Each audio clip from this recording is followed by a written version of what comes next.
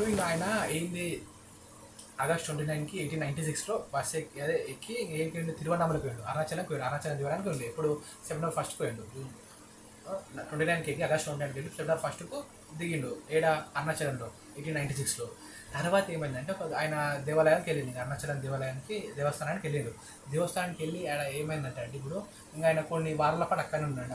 అక్కడ నుంచి ఈ గుడి నుంచి ఇంకో గుడికి, ఇంకో గుడి నుంచి ఇంకో గుడికి తిరుగుకుంటున్నాడు. ఇక తర్వాత ఏమైందంటే ఇంక ఎవ్వరూ కనపడని ప్రదేశానికి పాతాళగంగ పోయినాడు.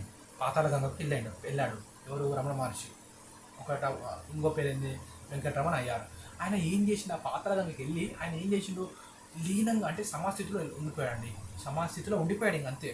ఆయన ఇంకా ఆయనకు ఇంకా తిండి లేదు, ఏ నీళ్ళు లేవు, ఏం లేవు. ఆయన శరీరాన్ని ఎట్లా అంటే ఈగలు పురుగులు అన్నీ తింటున్నా సరే ఆయనకు స్పృహ లేదండి. ఆ సమాస్థితిలో ఆయన ఉండిపోయాడు. ఆ పాతాళగంగలోకి వెళ్ళి ఆయన సమాస్థితిలో అట్లా కూర్చొని ఇంకా ఉండిపోయాడు. ఆయన గమనించిన శేషాద్రి స్వామి అండి. శేషాద్రి స్వామి ఆయన గమనిస్తూనే ఉండు. ఆయనకి ఏం లేదు, పురుగులు అట్లా ఉండే శరీరం మొత్తం కుళ్ళిపోతుంది. అసలు ఎట్లా అంటే ఇప్పుడు చీమలు గుర్తుకుంటే అది కుళ్ళిపోతుంది శరీరం, అట్లా చీమలు పురుగుల కుళ్ళిపోతుంది కదా. అయినా సరే ఆయన సమాధిలో ఉండి గాఢంగా సమాధిలో ఉన్నాడండి.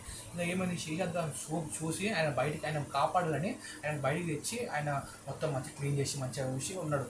అయినా సరే ఆయన వదులుతాడు, ఆ స్థితిలోనే సమాస్థితిలోనే ఉంటుండు. ఆయన బయటికి వచ్చి మళ్ళీ ఆయనకు మంచిగా అంత సాయం చేసినా కూడా ఆయన మళ్ళీ ఏమైంది, మళ్ళీ సమాస్థితికి వెళ్ళి ఆయనకు ఇంకా శరీరం మీద స్పృహ లేకుంటే ఇంకా నీళ్ళ మీద తిండి మీద దేని మీద స్పృహ లేకుండా మళ్ళీ సమాస్థితిలోకి వెళ్ళిపోయాడు. ఆయన మళ్ళీ సమాస్థితికి వెళ్ళి అట్లనే ఉండిపోయాడండి.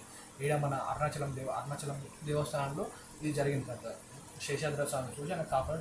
ఆయన ఇంకా అరే చనిపోతాడేమో, జనాలు చూసి స్వామి ఇట్లా చూసి చనిపోతాడేమో అని ఆయన ఎట్లా అంటే ఆయన పరిస్థితి ఎట్లా అంటే ఇట్లా నోటికాడ అన్నం పెట్టే పరిస్థితి ఉంది ఆయనకు. అంత ఆయనకి ఏం లేదు, మొత్తం శరీరాన్ని మర్చిపోయి ఈ ప్రపంచాన్ని మర్చిపోయి ఆయన సమాధిలో ఉండిపోయాడు.